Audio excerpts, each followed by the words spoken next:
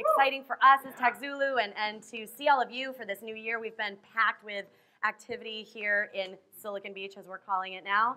And we're happy to be back in town. We've actually been at CES, a New Media Expo, and Flurry Source 13, and well, now we're here with you because this is where our family's at. So, welcome. I'm Amanda Coulong. I am your moderator for tonight. I'm also the COO of TechZulu. Thank you. We actually are also going to be having our 5-year anniversary next month. Wow. So, pretty crazy, right? As a media publisher, no funding. We've done this ourselves, and we started it with all of you. Rock on. So, yeah, we own this puppy. But it's all of you. So before we get things started, a few small things that I wanted to cover. If you are tweeting, then use the hashtag #TZForecast. You can kind of see up on over here and over here. We're going to be showing different tweets and whatnot. So that way we can follow what you're saying and kind of pull things in from the audience, and we'll be doing Q&A as well. But use #TZForecast.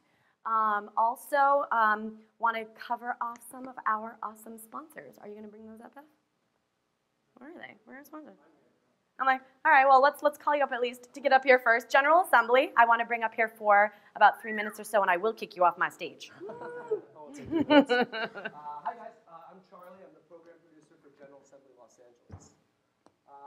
It's good to see so many familiar faces and good to see a lot of unfamiliar faces, too. To give you a little bit of background on what we do, we're an education company based in New York. We have campuses in 8 different locations all over the world. And what we do is we teach business, technology, and design programming to people who are entrepreneurs and move makers like yourselves.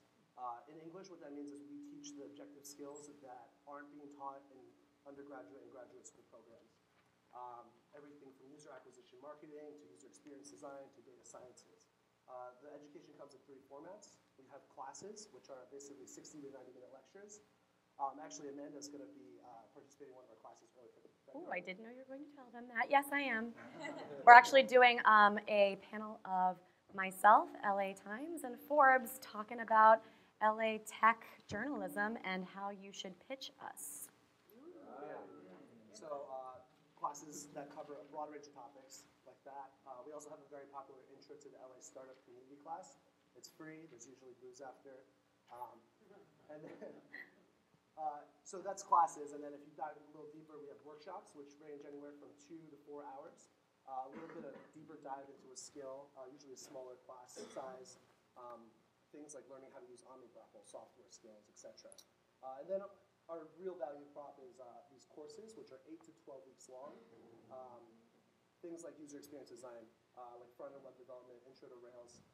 These are courses that are a huge time commitment and where our community really comes from. But yeah, so if you're curious about learning more about what we do, signing up for our newsletter, maybe being a teacher, or if you know someone who might be interested, come find my colleague Eva and I. We'll be outside. We've taken a pretty aggressive stance in the tent. And we have a raffle with free class credits and some snacks and stuff too. So just come say hi. Thank you. Awesome, thanks. Charlie and General Assembly. Yeah. Thank you. And also, if I can get, do we have our Dun & Bradstreet representative here? Kat from Dun & Bradstreet. Hi, guys. Come on up. Get up on stage. I'm not as loud as Charlie. So I'm Kat Mangan. I'm with Dun & Bradstreet Credibility, and we have some of the other D&Bers here tonight. So raise your hand. We'll all be outside afterwards, and we are hiring for entry-level web and Java and PHP developers, just like everyone else. And we know that you guys are awesome, and you're the community to talk to. And we were out really enjoying interviewing you last week at the Promo Jam party. Yeah. And please come see me and Christina when you're outside too. We'd love to schedule some more interviews and talk to you at the next event. So just come out and, I want to say we're in Malibu, so don't forget about us. That always seems to happen. But if you want to learn more about us and what we do and the work that we do with small business credit, just come on outside afterwards and talk to us. Awesome, thank you. And of course, we have Promo Jam as one of our sponsors. Thank you so much. Brother and sister team right here, folks. So yeah, we just launched this week, and we had a party, downstairs here last week. So thanks everyone for coming out who came to the party. Thank you for ROC for letting us put a bouncy castle in the lobby. It was awesome. Thank you to Kevin for putting that on with us, and we had a great time. And TechZulu. Yeah. And so Promo Jam 2.0 is what we debuted yesterday. And Promo Jam is a social marketing platform. For the past 2 years, we've been working exclusively with enterprise businesses like NBC Universal, artists like Rihanna, and companies like North Face. And what we've done is taken our enterprise level software and brought it to everyone at affordable prices. So we're calling it social media marketing without the hassle. You can log on to Promo Jam and easily build social promotions on your phone, on Facebook, across Twitter, Pinterest, microsites, and literally just basically anywhere. We've also done a really exciting integration with Esri, which is also a local Southern California geo data company. They're the worldwide leader. And so we're matching social data and real world data. So log on to promogem.com. Yeah, 15-day free trial. Get started today. All right.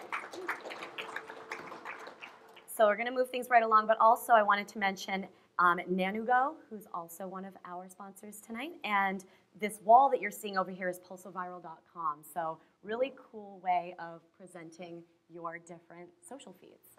So make sure you check them out as well. So without further ado, we've got some forecasting to do. We've got a great startup panel here. And I would love to begin by introducing our panelists. We have Ryan Azlein, a partner with Stubbs, Alderton, and Markiles. And you've actually started a pre-accelerator here in Santa Monica. Yeah, okay. And next to Ryan, we have William Su, co-founder and managing partner of MuckerLab. Wonderful. And Jeff Solomon with Amplify, one of the accelerator programs based in Venice. If you haven't been to their offices, it's frickin' cool. Surfboards and bikes and everything else.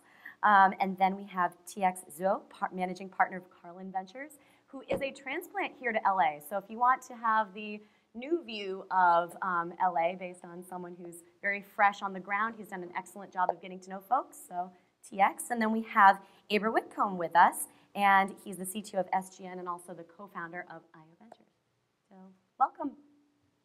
I'm going to kind of like sort of turn my back to some of you so I can see them too, and then we'll figure this out. You care about them anyway. All right, let's get this show started. So we're talking here about forecasting. We're talking about trends for 2013. We'll talk a little bit about LA-specific trends as well if you guys want to, and I want you all to jump in as well. Let's start off by talking about, I want to talk big picture. What are you seeing in terms of the values behind the trends? Are we looking at making technology more accessible? Are we seeing startups coming out or technologies being built that's more about starting companies that will address key issues of our time, like global warming? Or are we seeing more like B corporations that are more about being a conscious company? Or like, what are those bigger picture trends that we're seeing that are more of the values behind the companies that are starting? Who wants to start? I can start. All right, TX. You get a prize. So I guess I was just reading about this like the last couple of weeks. Actually, I took a cue from my work. Just double check. I think so. Tap it. Maybe not. Yep. The mic's not on. All right, for right now, use your big boy voice and hit the back of the room. So I was just reading up the last couple of weeks and taking a cue from Mary Meeker's speech at Stanford the last few weeks.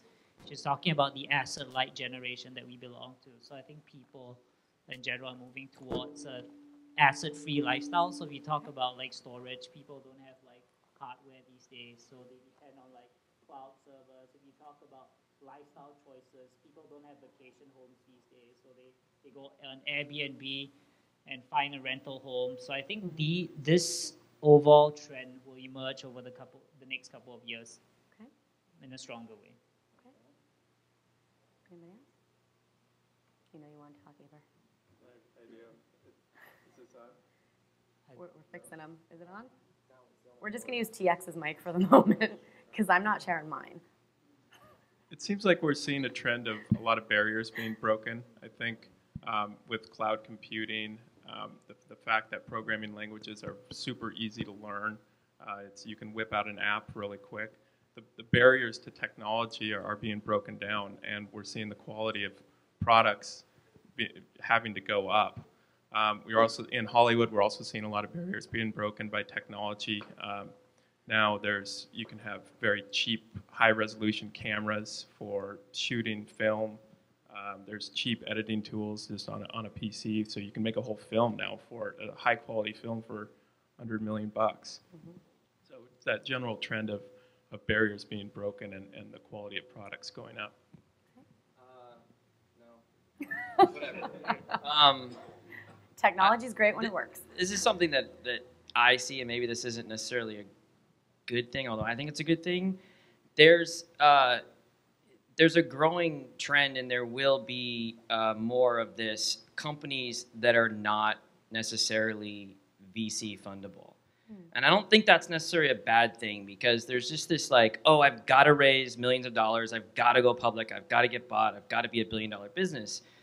Most businesses that doesn't happen to, but that doesn't mean that you can't be a millionaire, or you can't do exactly what you want. And so I believe there's going to be a sector of the market that is cash flow driven. And I think that there's a huge opportunity for companies and entrepreneurs to be thinking about their businesses that way. It's very different than how even our fund or your fund is designed, but I think you'll start to see angels and investors looking to companies to not only maybe get an exit, but to also find an opportunity to make cash flow. And that opens up the doors for a lot of entrepreneurs to build businesses that are business model based and not necessarily innovation based. And the sad truth is that there's a lot more business models being created than there are innovation being created. And it's a lot harder to fully innovate and make something that's like transformative. I think we'll see more of that, but there's a lot of, taking an e-commerce business and making it better isn't transformative. It's just modifying the business model. That's cool. That could be a great business, but doesn't necessarily mean it's going to be $1 billion business. So that's something that I see. I actually like that. I'd like to see more support of that kind of part of the ecosystem. Do you think that some of that will come through the crowdfunding that has blown up over the past year? I mean, I suspect it will. You're already seeing it on Kickstarter. I mean, a lot of stuff on Kickstarter is designed to basically fund, the cash flow of a business and not long-term equity value. Okay. Anything that Will or Ryan? Sure. So, can you hear me? Yeah. Yeah, yours works. It's just me. They don't like me. I have a special touch.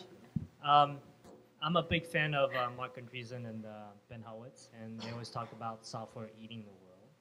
And one special segment, sub-segment in kind of that trend is 15 years ago, when you have an idea on how a particular industry can be improved through technology, what you do is you go out and you build a software and you sell it to as many people within that industry as possible.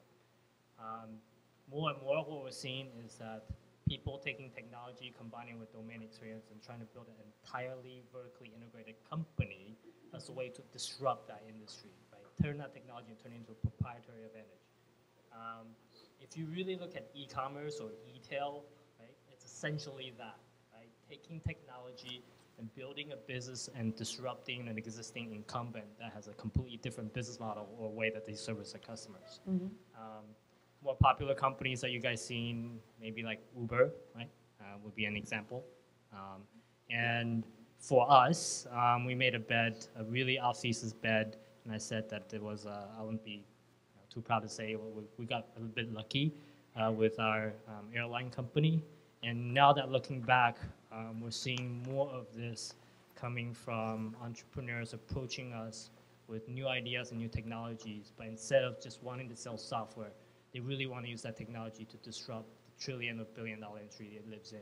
And what that creates is actually bigger opportunities for all of us sitting here, because instead of selling software and making $1 million installation, you can actually vertically integrate and create hundreds of millions or billions of dollars in revenue opportunity out of that kind of opportunity. Interesting. Thank you. Anything you want to add, Ryan? Not right now. All right, great. Well, we'll move on to the next one. Are there any true, honest to goodness, true tech pioneers that you see emerging or that you're really following this year? I want names. I want names. Actual, real names. What companies are you paying attention to? And not necessarily for funding specifically, but what companies are you looking at going, wow, that is nuts, but that might actually work? Or, that's a completely different way of doing it. Damn, they got money a completely different way, or they didn't even need any, or they're doing something with a developing country. Like, what are the things that are really getting you excited right now? You got to mention Elon Musk. Yes. Right? I mean, one, he's a local LA guy. Yeah. Two, he decided to put in a lot of his own money to disrupt some of the most long-standing industries ever. One run by the government, which is the space industry, and one the automotive industry. He went in and disrupted them with his own money and almost went to zero. So, it's a true entrepreneur. Okay. That's a very, very fair point that I also want to bring up too, is are we seeing more people that either are serial entrepreneurs or people that are even first-time entrepreneurs that are saying, screw it, I don't care if I'm going to make a ton of money off of this. This needs to be done because disruption has to happen here. Whether it's something economical, whether it's something, like automobiles, whatever it might be, are we seeing, and are we going to see more of that passion-based entrepreneurial spirit? Are we going to see more of that happening, and why? I hope. Okay. I'm not. Or is that just a Burning Man mentality? I don't know. You tell me. No, I think, the best entrepreneurs have that part to them, Yeah. but they're, the last year or two has been a bit of a gold rush, and so there's a lot of people getting in for that reason, and, I think, kind of going back to your trends thing, I think this year there'll be some fallout, and I actually look forward to that because failure. Wait, you look forward to the fallout, Jeff? Yes, really? I do, because I think the best entrepreneurs that we're gonna have are gonna fail, and like if we don't have some of that, they're not gonna learn. And so obviously I don't want any of our companies or any of these guys' companies to fail, but I do want the tide to rise, and it takes time to build like an ecosystem. It's not like 1 year and all of a sudden it's up here. So I think that as that starts to happen and more people come around for their second times, the passion piece may play a bigger role, and hopefully will. Do you think the failure mentality of it's all right to fail, that's a badge for you, you've learned from it, that's very much an American thing. Would people here agree? Show of hands, do you think it's an American thing for us to say as entrepreneurs, hey, it's okay to fail? Does our culture allow for that? Show of hands, yes, no? All right, because, I've been to see some startups in Paris and Germany and places like that, and not exactly the same. Do you think we've gone a bit overboard? I don't know that we do that. If you start with school, right, it's like it's unacceptable to like fail. Like at least that's how I remember it. It was like I'm not talking about school. Well, I'm but that's how you. About, no, I'm saying, but that's how you specifically get about startups. Starting a company, Silicon Valley. Oh yeah, I'm an entrepreneur. I've had 3 companies. They've all failed, but I've had 3 companies. Do you hear that often? Yes. Like I don't hear that as much. I don't How know. often do you're just based in Venice? That's why. You do not want to leave the beach. I hear a lot of pitches. I don't hear that all that frequently. I think it's it's more of a feeling than an actual. I don't know. All right. Okay. You want to weigh in on this, Ryan? Yeah, I don't. It's my sense in talking to entrepreneurs and being part of this that obviously no one sets out to fail. No one thinks they're going to fail. Everyone's trying to succeed. And because the reality is, this many of us are actually going to win and do Right. really well with that first startup Yeah, or the second startup. I think the odds are people are going to fail, and I think that is part of building the community is having the repeat entrepreneur. And it's not always a success, or at least it's not always a complete success, but there is experience and something to be learned from that. Okay. Are we feeling a little bit too cool for ourselves as startups? Is there a trend right now toward starting a company is a cool thing? It's easy to start a company. There's money flowing out there. There are accelerator programs. There are workshops and free classes you can take. Is there a mindset right now? Is there a trend toward it's really damn cool to start a company? Actually, Let's be real about this. I think there was that trend. Personally, I think that it's getting better. I think if you just looking past the last 18 months, I think it's started to go away because that has been a bit of a problem. When I'm saying it's like a gold rush, like people are like, oh, I can just start a company, and I don't see as much of that anymore, which I think is a great thing. I think we're actually on the tail end of that personally. All right. Anybody else? Oh, come on, these are the hard ones. So at the venture side of the business, and I'm sure TX is seeing this, is that the the survival rate of funded startups getting to scale is getting lower and lower, and that's just a fact. I do believe that innovation comes in waves. I've been in this business for 20 years, and it comes in waves, and it's always a bubble, and they'll no more tomorrow. Everybody's out. Let's go mine for gold instead, right? And those people who love what they do, which is tech, they will always stick around. And most great companies are started when there's very little competition because the market is completely imbalanced from the entrepreneurship versus the dollar perspective. Okay. As of it is right now, I think. Yeah, where are we at in that cycle right now? I think we're a little overheated at the very bottom of the pyramid from the perspective of everyone wanting to be an entrepreneur. But if you look up the life cycle, maybe couple funding levels up, it's actually pretty bleak out there. And I'm not sure lots of people in this room really understand what's going on. And those news will slowly come out. And those who stick around and really believe what they're doing, I hope they continue to do so, because those are the guys and gals that's going to win. I think you need to do it for the right reasons too. Like, I've seen a lot of pitches over the last couple of months who come to me and say that, oh, I just need 500,000 and I'll be a successful startup. I think that's true, but I think you need to do it for the right reason. So like what Will said, people who want to be in tech will be in tech. So they'll stay here. Even if the first startup doesn't work out, the second one or third one will. So I think we need more of these people who are here to stay for the long run, rather than people who just want to make a quick win, like from the gold rush. Sure. But do you think it's on the backside of that trend, or is it getting worse? Like, to me, it seems like, yes, that has happened, and it still is like a bigger bubble than we would want. But to me, it seems like there's a little bit less of that than there was last week, and a little bit less of it than you know what I mean? It feels like it's headed that direction. It may take a year. Yeah, I think so. I think it's headed in that direction, but there's still like an oversaturation at the bottom of the pyramid. Yeah, and particularly when your point, people start to realize it, like, dude, it's hard to raise to Series A right now. Like, there's just not a lot of Series A money, right? My next question: So, are we going to have a Series A crunch? We haven't. Are we? No, of course. Yeah, it's hard to raise a Series A. There always have been a Series A crunch. Yeah. Always. Right. There's just a higher volume of companies that are Some trying to people are do telling it. me there's not. There have been articles written The out there. percentages Some people are have been saying the they're not. same. Like, And If you feel that, come to me. No.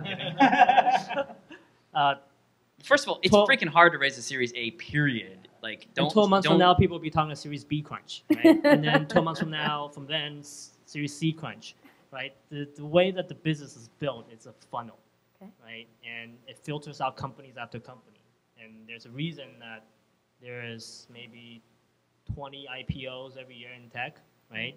Even though there are thousands of companies funded, and that ratio actually stays about the same, right? Between those who made it at the end versus those that actually get started. So be an entrepreneur, right? Understand the odds, and your job is to beat the odds and work as hard as you can to do it.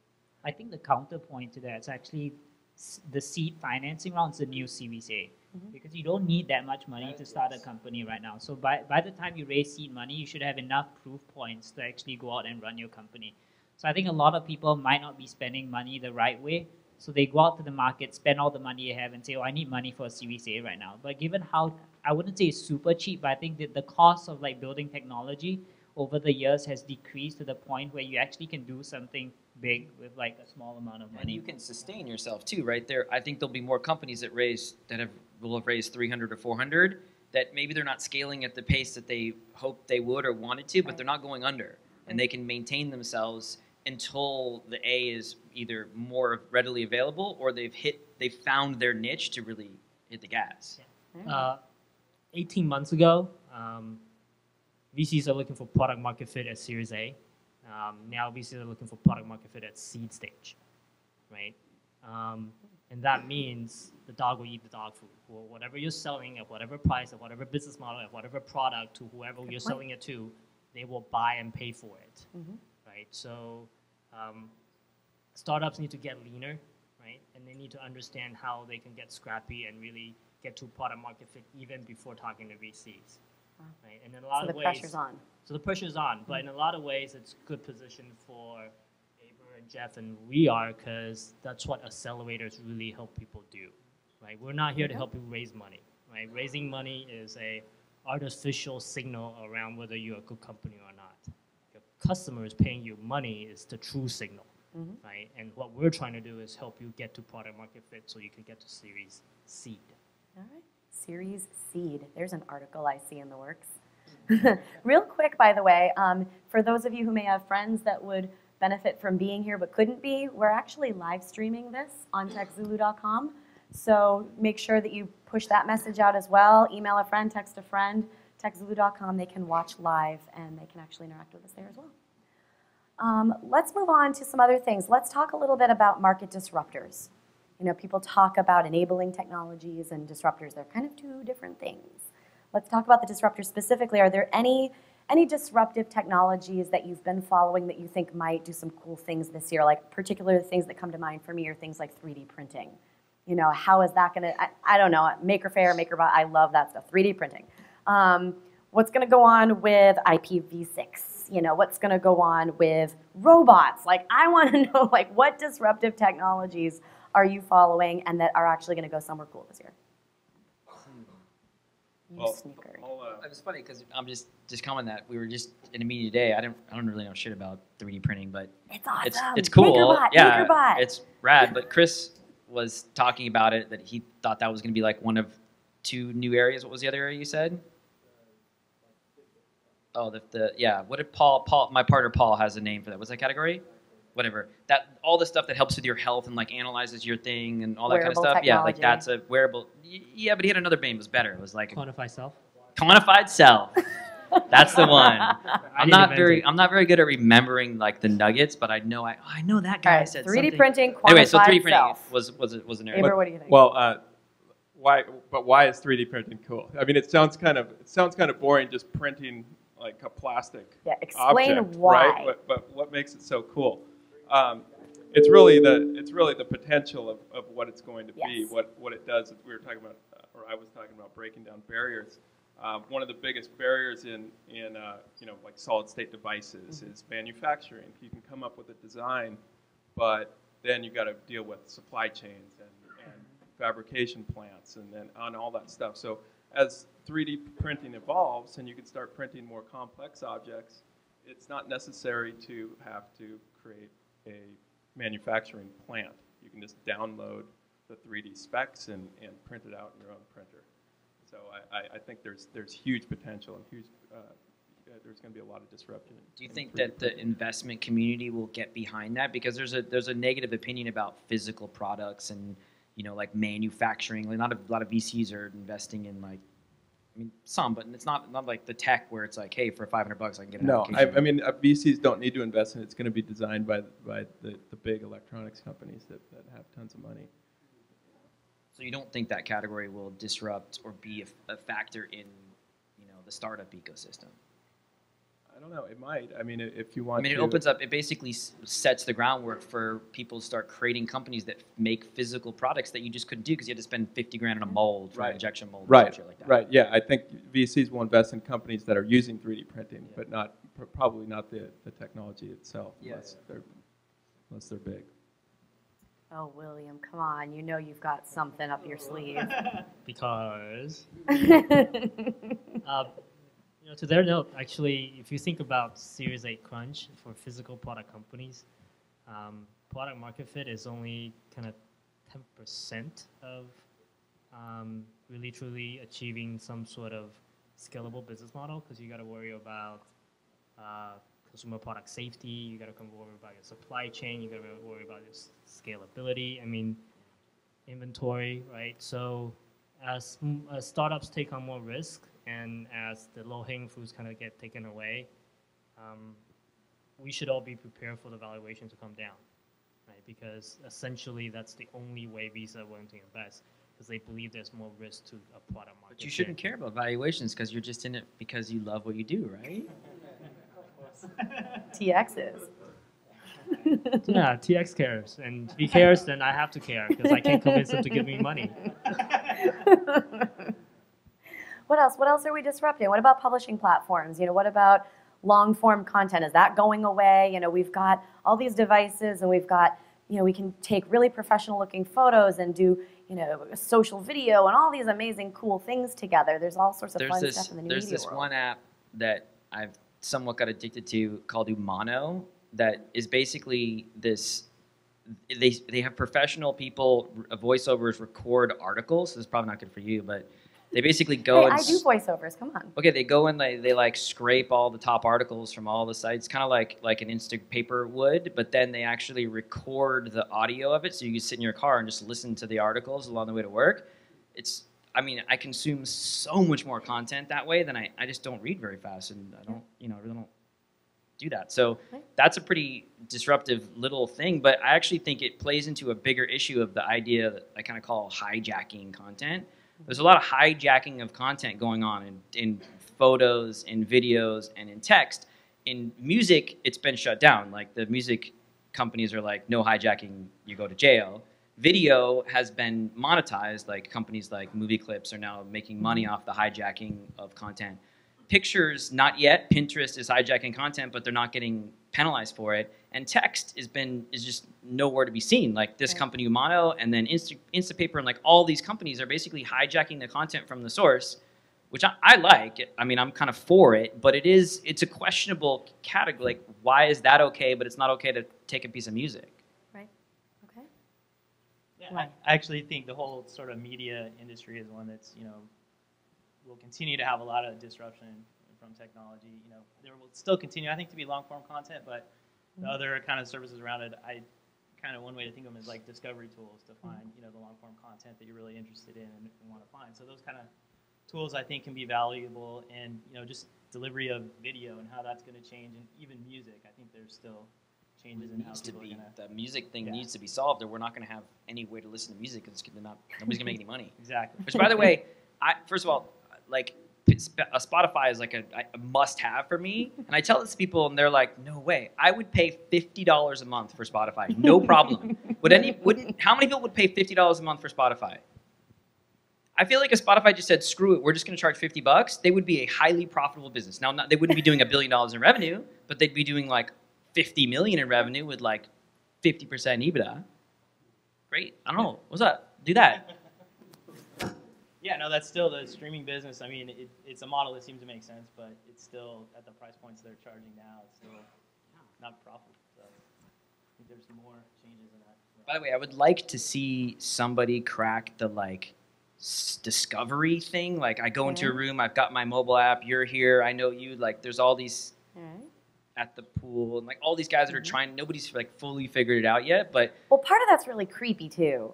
It is. I mean, but it can be really great. Because we've got At the Pool, we've got guys like that here on Biz is really good for finding your local LinkedIn contacts that are around you, that sort of stuff.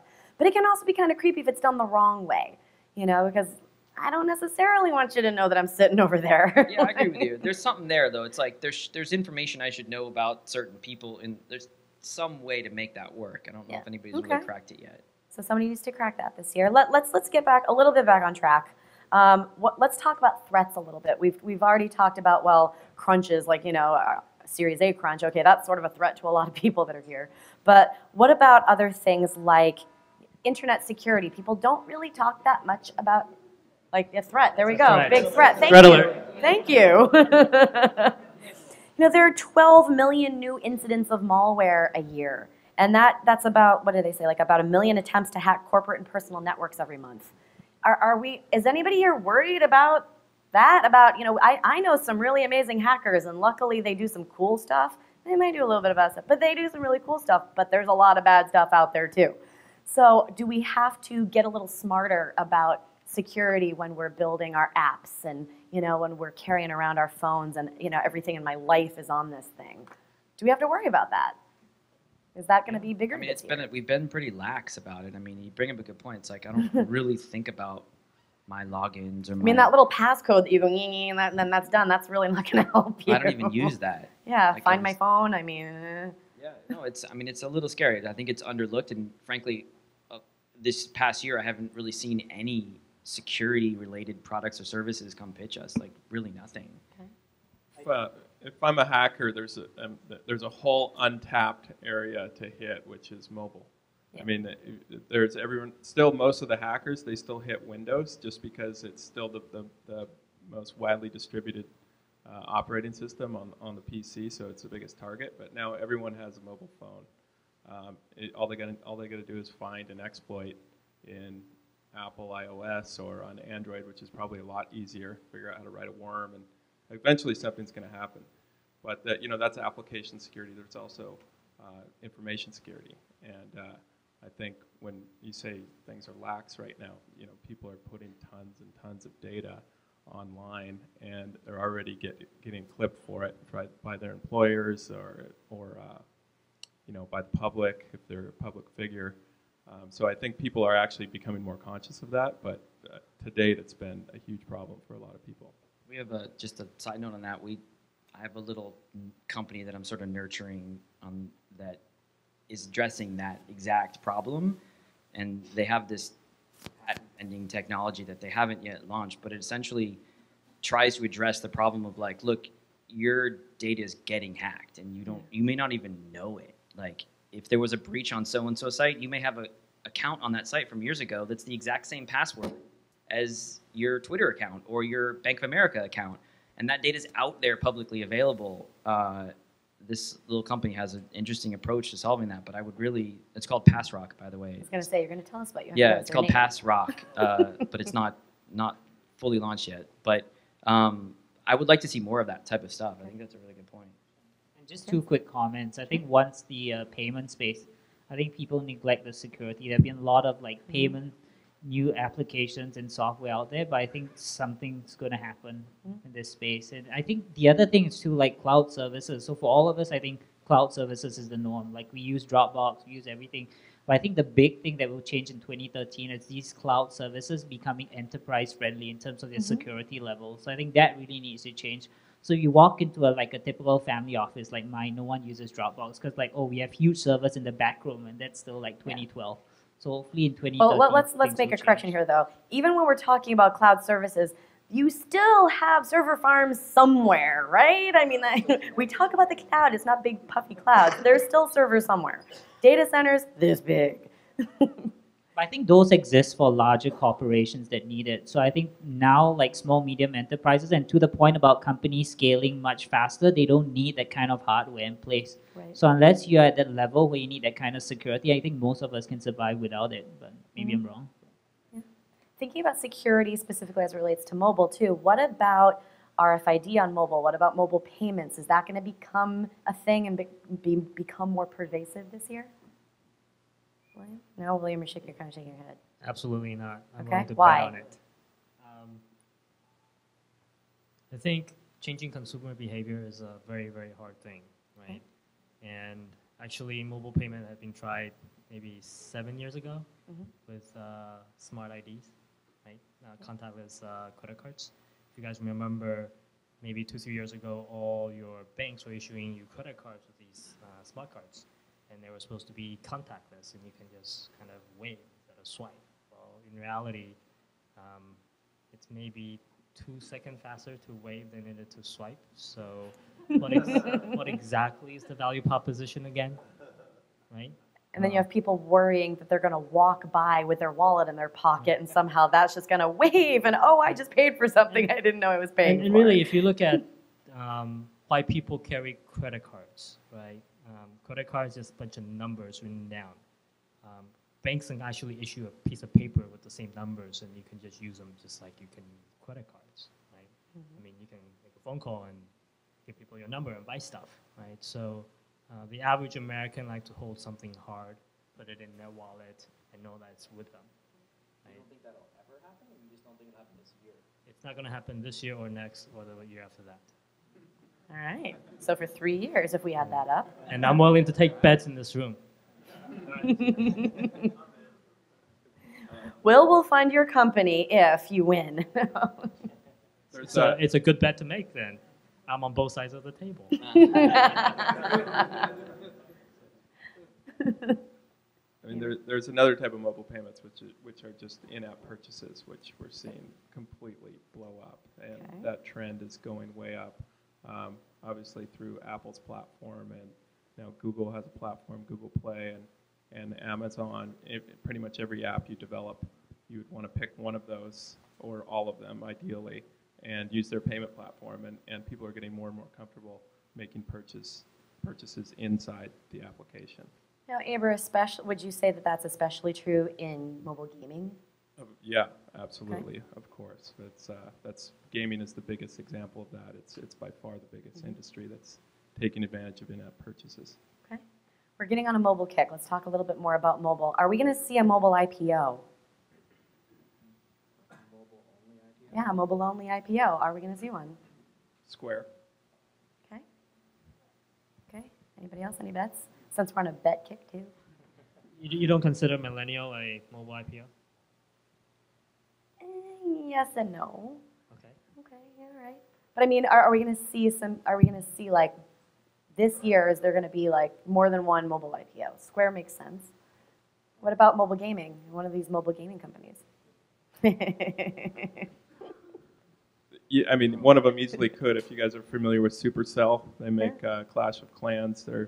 They're making a massive amount of money. You know, a few $100,000 every day. So they could go public if they want to, but they're printing cash. So I don't know if it's necessary. And what about mobile analytics? We might have some people in the room that know a little bit about that kind of stuff. Some people shaking their heads. Where are we at with mobile analytics? Are we going to be able to see more in terms of optimizing on mobile? Are we going to see just like how are we going to be able to capture more of that data, more of that usage data and whatnot on mobile this year? Is that going to be a big thing? Unless Apple opens up a few holes. Does it have to be Apple? No. Jason, does it have to be Apple? Yes. Okay. I mean, they make it very hard to get some basic data points that we're used to on the web, you know. And so there's a lot of what was that company? We saw a company the other day that had an interesting approach to tracking from mobile ad to maybe you should know about these guys. No, what was the name of it? Tapstream. You know those guys? Tapstream. They had an interesting. Like, here's the problem is you run an ad on mobile, you click through to the store, then you don't really necessarily know if they truly download or install it because you can't pass the information back through the store. So what they do is they make a best guess assumption based on IPs that came in within the same period of time, and they get pretty close to accurate, which I thought was a clever approach. But that's the best you can get. Are you doing that now? Did I just dawn on something? So we don't work with apps so much, and 93% of mobile purchases are intent-based. So retargeting doesn't even really work on that. So that's kind of what you guys are talking about right now. He's saying retargeting doesn't really work with mobile. No, not so much by user, but by location, which is what we're doing. We've seen good stuff so far. With location, retargeting works on mobile. He's got a PageWoo shirt on. I don't know what that means, but Good shout out. Good shout out. Let's talk about the not so sexy stuff. Let's get into some enterprise. Let's get into some B2B. B2B. I'm thinking Airbnb. Sorry, I was just in the desert. what enterprise B2B? Just there's nothing. There's nothing. Well, I mean, is anyone building in LA? Is anyone building an enterprise B2B software company? Because if you are, come to my office and pitch me. Like, I just don't see it. I really wish people would do more of that. Okay. has an awesome enterprise. I mean, contrary to popular belief, there's a lot of B2B stuff that goes on in LA. They just don't necessarily need to go to an accelerator. I mean, you know, the enterprise accountability program, we're a B2B play. We raised $200 million 2 years ago based in Malibu, and it's a straight B2B play. So Yep. I mean, it's happening local. Yeah. I'm saying there's not a lot of early startups. I mean, I see hundreds of startups. I'm not talking early startups. I'm saying we're talking trends here. So are we going to see more in the B2B? I know, Mr. Accelerator, B2B enterprise space. Are we going to see some what cool disruptive stuff are we going to see with that this year? Because I've been hearing, you know, even up in San Francisco last week, I was doing Flurry's SourceCon. I mean, not SourceCon. Source 13, and they were talking about mobile enterprise, like a lot of enterprise play on mobile this year. So do people agree with that? Do you guys agree with that? I don't know specifically. They just said like doing a lot of enterprise stuff on mobile. I don't know. It's one of those things where like enterprise, mobile, put those enterprise two keywords on together. Mobile. I mean, well, a lot of mobile stuff's been a lot of consumer fun stuff, but maybe some enterprise play on mobile. Yeah, I mean, if you look at, you know, sort of the surveys and, you know, forecasts that people are putting out there, they're saying that enterprise is going to be big this year, especially compared to consumer. So we may see that, and I agree there's not a lot of it as far as startups in LA. So hopefully we can see that. I mean, maybe, I don't know. I haven't seen any recently that address that market, but indications are that that's what VCs, at least nationally, are interested in. I bet there'll be some of those like companies that have been hovering in the like $8 to $15 million revenue range in the B2B software, which there actually are quite a few, that will break out this year. Okay. TX, you're being kind of quiet. What do you think? Enterprise space, speak up. I like the space. I just haven't seen that many in LA. I mean, there are a couple here and there, but I think it speaks to another problem that like we are all trapped in this like Silicon Beach area where we just don't get exposed to companies out of the accelerators or companies who are just part in Malibu in the OC. So I think that's sort of something that I want to see change this year. I want to see greater involvement with the larger startup community. Yeah.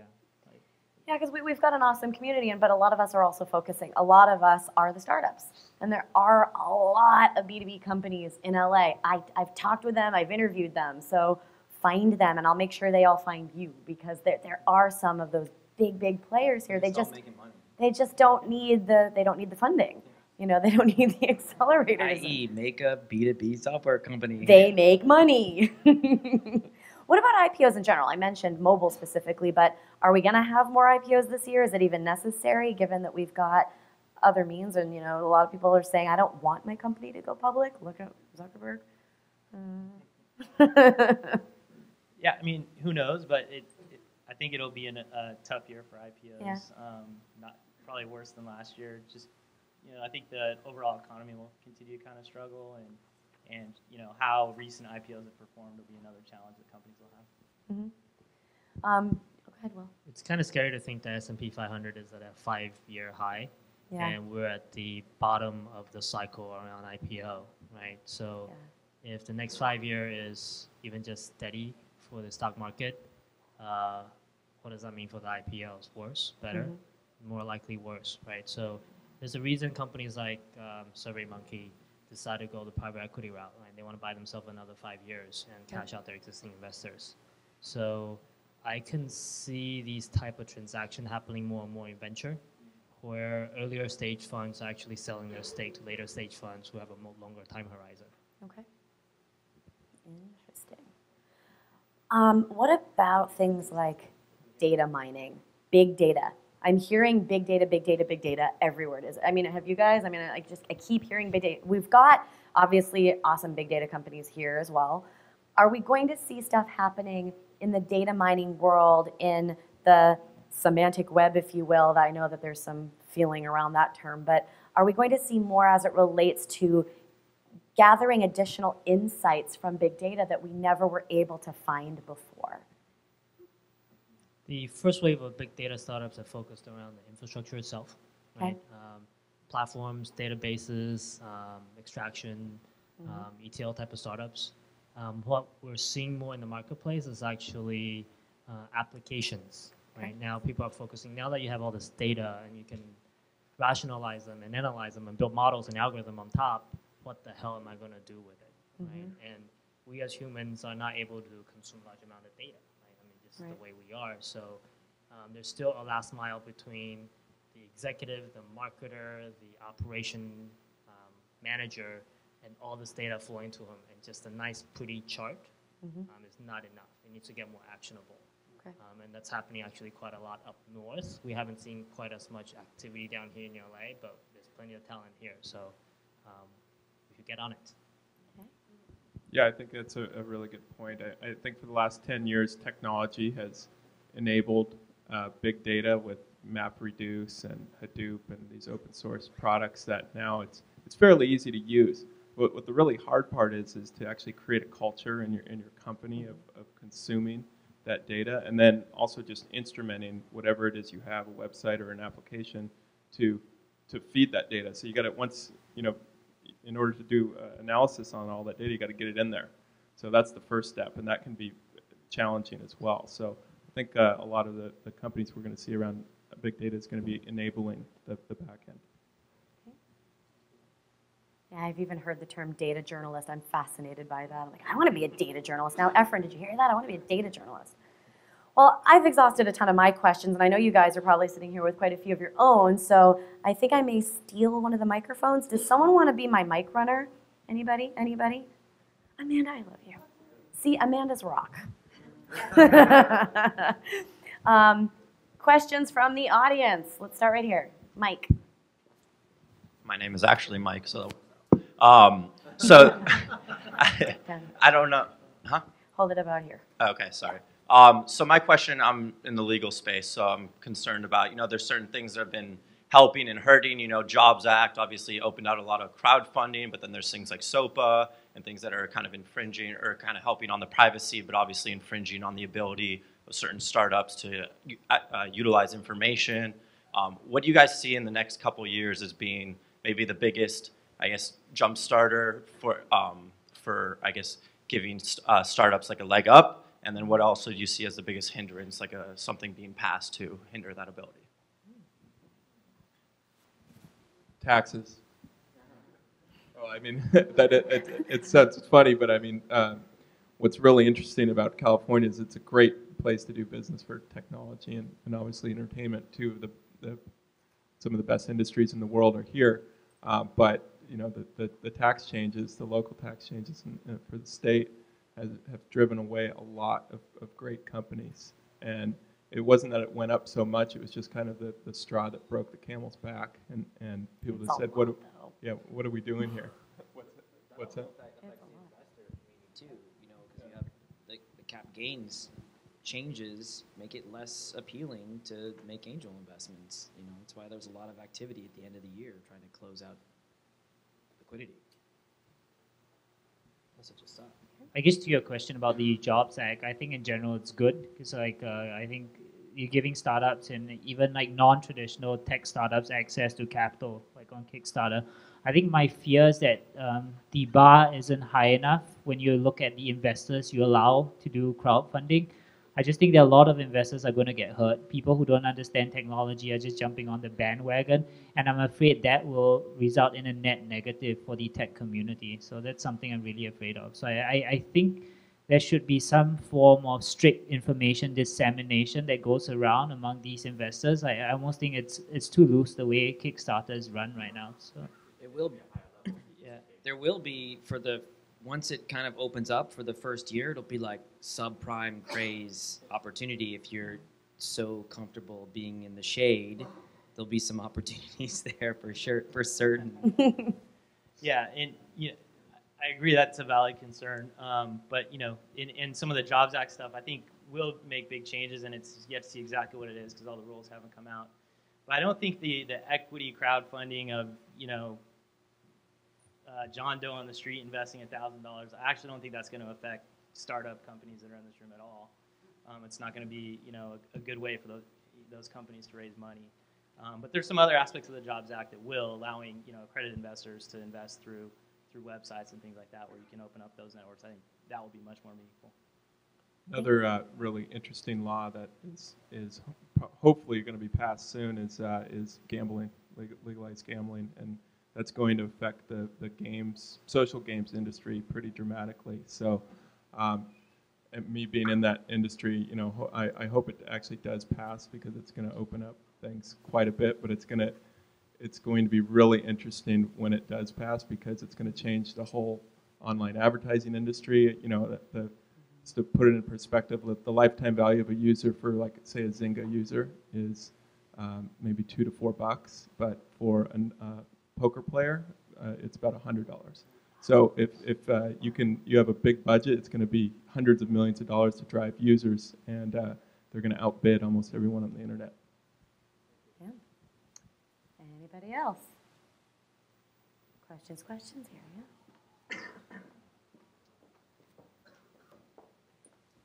You think there's anything limiting the entrepreneurial space here in Southern California from growing, besides taxes chasing away all the big businesses? Good question. What's limiting us from growing? That's just a good ecosystem question. What does our ecosystem still need? Sure. I think the first thing, if you look at the way LA is laid out, I think that's a limiting factor. You have pockets of entrepreneurship in Pasadena, you have pockets of entrepreneurship in downtown, you have some in Santa Monica. There isn't a central hub where everyone is. So I think it's just hard to gather everyone and galvanize the ecosystem if there isn't a central hub for tech startup space. So I think that's a concern of mine. I think that barrier is breaking down, but I think that's one limiting factor. Are we losing our brain drain? Are we keeping our people? I hope not. So I hope a lot of the successful companies. So I think we haven't seen any IPO-able companies in LA, but I think there are a lot of companies that might sell to like a private equity firm. I think there are a few big companies in LA like Graph Effect, Scopely, who are primed for success. I just hope that these founders continue to stay in LA and support the ecosystem. Like Aber and Mike Jones from Science have done a great job of returning to the community. I just want to see more people do the same thing. The LA kind of has that, like, we really want to. Like, take, Cornerstone On Demand was a big IPO early last year, the year before. And those guys are like, Perry and are LA guys, and now they're doing investing and they're working with other startups. And like a lot of those companies spawn other companies. So whether they IPO or go the PE route, like, I think that's positive. We got people like the MySpace Mafia that's stuck around town. Right, Aber? I think the outlook's pretty good. I think it's great. I don't think it's grim at all. I think we're on track for a lot of success here in LA. I think it's a fantastic place to build a team, especially just because it's not so competitive and people tend to be a lot more loyal. In San Francisco, there's amazing talent, but they're moving around all the time to the next big thing, and I think we've got a huge advantage down here for that. Thanks. And another thing I think we got going for the community, and I found this so amazing. Like, I moved down from the Bay like 7 months ago, and when I first saw a few startups, they're like, oh, even if you don't like us, it's fine. I have like 3 other cool guys that I want to introduce to you, and you should invest in them. And that's something I've never seen in the Bay. The Bay, what people say in the Bay, it's like either invest in my company or you're making the worst move in your life. Amanda. I actually have a question.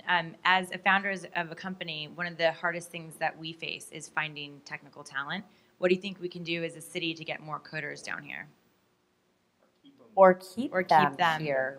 We have Caltech, we have USC, we've got coders here, but they disappear. Right. Do they disappear? Is that what they all move? Is that Quite what a happens? few of them do, but that's also changing, I've heard. Are they all hireable too? Like I feel like, I mean, that's kind of what GA is trying to do too, but like, how do you make younger coders hireable faster, where they could actually be really lifting bricks at the company and not pushing Big bricks. companies seem to be poaching them quickly, like Amazon, and folks are coming and pulling but them right out of Right, school. but they can afford to put someone that really can't do anything and sit around for a year until they get good under the tutelage of someone else. But a startup can't afford that, Once they go to Seattle, will they ever come back? No, it's a good point. I mean, that's a good point. So how do we get those young people into the companies and functioning so it doesn't load the company with overhead, but still they get the education or on-job training that they need to like. What we really need is an anchor tenant. That's what it helps a lot by having a huge company that's sucking in a lot of the talent from all over the country. At MySpace I had 800 engineers at one point, and we were getting them from all over the country, and now they're all doing other things in LA. What we need is a bigger company, a really huge technology success that's able to be like an Amazon and hire from all over the country, all over the world, and bring people here. And I think startup founders just have to get more involved with the schools. Like, if you look at what they do at Stanford, like startup founders, even like Zuckerberg's there like once a quarter talking to people and recruiting people from Facebook. But if you go to Caltech, I don't think they've heard of any of the startups in Santa Monica. They have through the TechZulu Spotlight series. Thank you very much. Besides that, of course. Here we go. Hi, what I was going to ask is, through all the new technology we have with video conferencing and things like that, how important do you think proximity to the people you're working with is important? I know you said that in LA, the way it's landscaped, it makes it a little difficult. But the way, what I've seen is that, with video conferencing and all the technologies we have, we don't actually need to be near the coders to have them work with you. They could be up in San Francisco, wherever they are, Seattle, be connected with them. Do you guys know what I'm saying? Does that distributed teams? Yeah, I mean, first of all, your point was more around like finding the opportunities and not necessarily distributing the companies. So it's a little bit different point. But my personal opinion is that there's just no way to build the same level of culture that you can build when the people are around you. And those early, like, first 8 people, when they're in the same room together, you can't beat that. And that defines the culture for the company. From my personal experience, that's one of the things that I really like about startups is that, like, those first core people.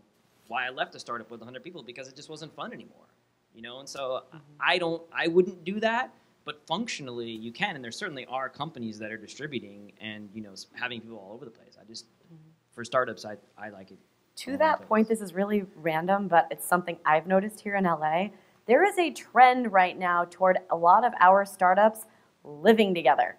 Not just, we have of those. Families, like I'm talking houses, I'm talking like gangs of you living, like 7 to 12 of you living in a house together, like a la old school real world. And I'm blown away by this. I've been invited to parties there. I'm like, wow, this is literally like the real world. And it's happening in Venice and Beverly Hills. I mean, it's happening everywhere. Startups are getting houses together. So they're not just like working over at, you know, your offices and whatnot. They're literally like living together and sleeping, well, in the same house. Has anybody else noticed this? I mean, startups are starting to live together. Startup founders. What? Yeah. A lot of. I mean, that's my first startup was out of my living room. Like, well, I mean, it's different. I'm not just talking about out of your living room. No, like people like slept at the house for like the first 6 months. Not now, just I sleeping know, out, but like You're moving saying, like, in together. We have a company that rented like a 10-bedroom house, and they live there. They have their like. That's what they I'm have talking like about. their partners come and like live for like 3 days with them. Their investors come and like live with them. It's crazy. I know. I hear you. I don't know. I mean, Paige Craig used to have a beach house, you know, like, and then he had another, you know, beach place. But anyway, it was different. That was a party house. That wasn't. Rad, by the way. I know. The beach house was cool. But that's different. That was a party pad, not like we're all gonna live together. I don't know if I could deal with that on a day-to-day basis, right, Ab? But yeah, that's just me rambling. Anybody else back here?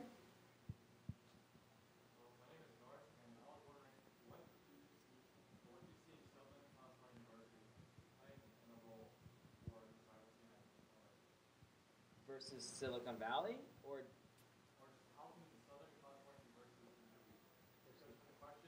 universities? Is that what you said? Oh. How can the schools contribute?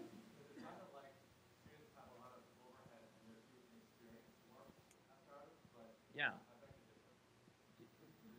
Oh, very good. I like it. I mean, that's good to hear.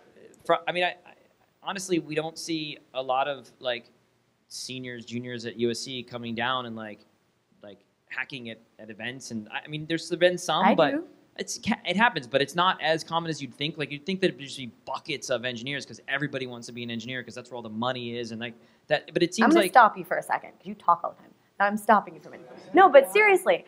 They do come out, but the problem is we're not reaching out to them. That's true. We're not. As a community, we have to do a better job of letting all the students know that you're welcome to come to Digital LA events. You're welcome to join General Assembly events. You're welcome to come to Rock and meet people.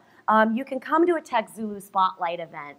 The tech scene isn't about the people who have degrees. Hell, I know of plenty of entrepreneurs who didn't get degrees.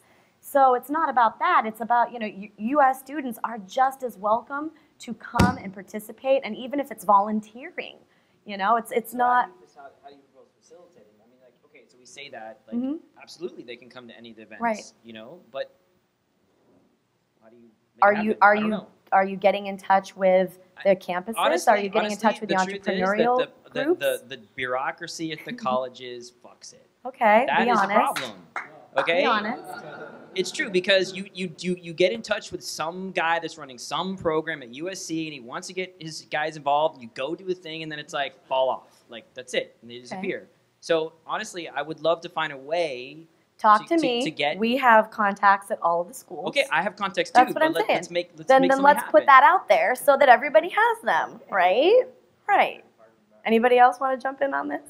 Jeff is offering free internships at Amplify. I mean, dude, I would do paid internships if there was someone at USC that could write reasonable Ruby and wanted to come down and work for our companies and get paid a little bit of money. Like, we would do that all day long. UCLA is actually doing their own accelerator program right now. I know. Yeah.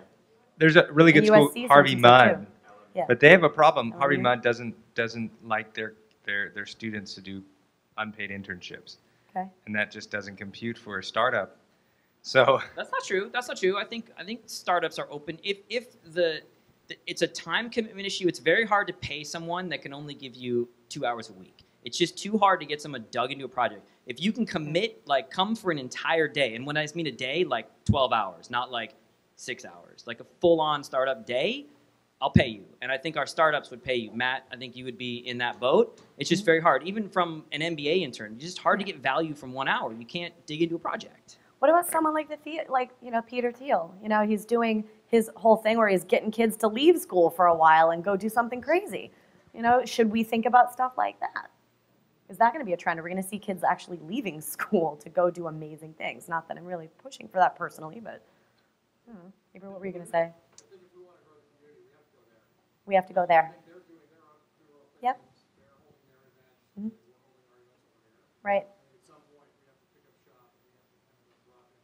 Yeah. So he's saying we have to go there. So with the schools, okay, let's go back to you. all right, we're there. Come on. What do you want to?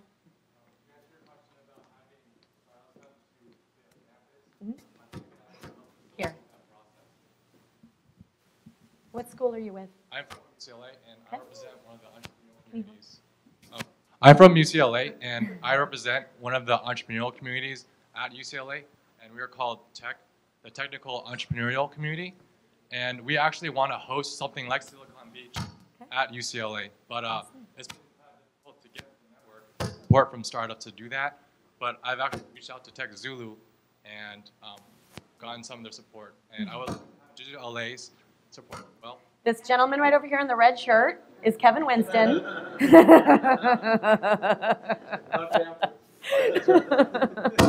Ouch. What is going on with that microphone? Sorry, guys. Hi, and I'm tech, so. Sorry? I've actually had great experiences with internships. I don't think they should be unpaid. I think you should pay them, and actually most of the universities do require that. But you know, it's a good way for the employers to bring interns in and then decide maybe if they want to hire them. It's kind of a long interview process, and it's great for the students. So I encourage all entrepreneurs and startups to get involved as much as they can with universities. And you know, I prefer hiring young guys right out of college, especially engineers, to get working. I've actually been very receptive to interns from USC and UCLA. We actually have 2 standing job postings for interns. Okay. I actually have an intern from UCLA working for me right now, so she's in the crowd. She can tell you. It's fun. I hope so. By the way, I'm not negative on interns. I didn't say you were. I just, and I'm happy to pay them. Like, we've gotten a lot of value, but it's just, it's hard when you only have a couple of hours. And, I'm just telling you they do come out. dick on the panel. No, I'm just saying. I'm just telling you they do come out. I've seen them come out. Something got tweeted over there that doesn't make me look good. Everyone, just to be clear, Jeff is supportive of interns. Back here. So you guys were talking about getting the engineers in Southern California more involved with your accelerators. One way you can do it is support startup weekends that are taking place at UCLA or at USC or Caltech. So for instance, I am organizing a UCLA 48-hour startup competition in April and would love your support. Just, you know, I'm throwing it out there. And, oh, by the way, to the tech student, both Digital LA and TechZulu have been supportive and have actually hosted and helped with UCLA 48-hour startup last year. So come talk to me, by the way.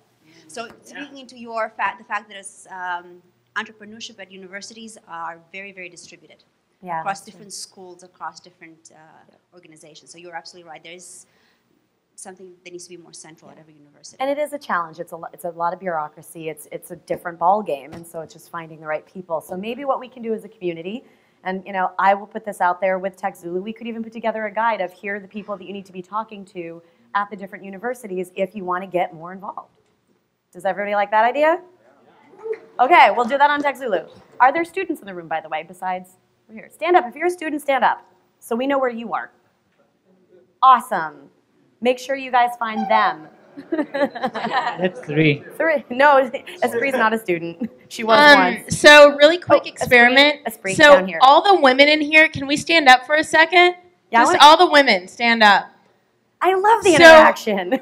So yeah, so we need more women in the startup community because we're awesome.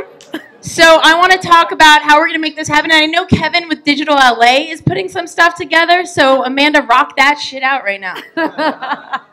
You know what, though? I have to say there is a trend toward the women in tech doing a lot more for each other. If I were to throw that on the table. I actually MC the Witty conference every year. There's one coming up, I think, in June, Women in Tech International. And it's all about mentoring other women in the tech space. And it's the oldest organization for women in tech. So definitely a trend, I think, and I'm seeing of women in the tech space that are starting to come to me saying, how can we help each other? So yeah, let's do it. All right, well, I think we're kind of going off the rails, folks, in a good way, because I think we all want to talk to each other and mix and mingle. And we've got some fire outside, and we've got a covering out there. No one's going to be spinning fire. It's not that kind of party. I wish it was. But I'm going to end things on a high note. Thank you so much for joining us. Thank you to our panelists, Ryan, Will, Jeff, Dex, Aber. Big round of applause. But wait, before you get up, I would love to have Rock get up here, talk about Rock. We've got Walter who's going to say just a word. This is his space. That's not. It's our space. Hey, we're really thankful for you guys coming out tonight to the opening of our 3rd floor. We're truly blessed to have this community here. It's really about you guys. We're just a platform and a place for you to come and innovate, work, develop, put on events. We're lucky for that. Let's see. TX is going to be holding some office hours out of here, part of our kind of development, kind of based upon who's the Bradfeld. So that's about it. Have a good time tonight. Thank you guys for coming. Wait. If people want to get involved here, do they talk to you? Who do they talk to? Just come by. We have an open door policy. Please come by, and that's all. Thanks, everybody. We'll see you outside.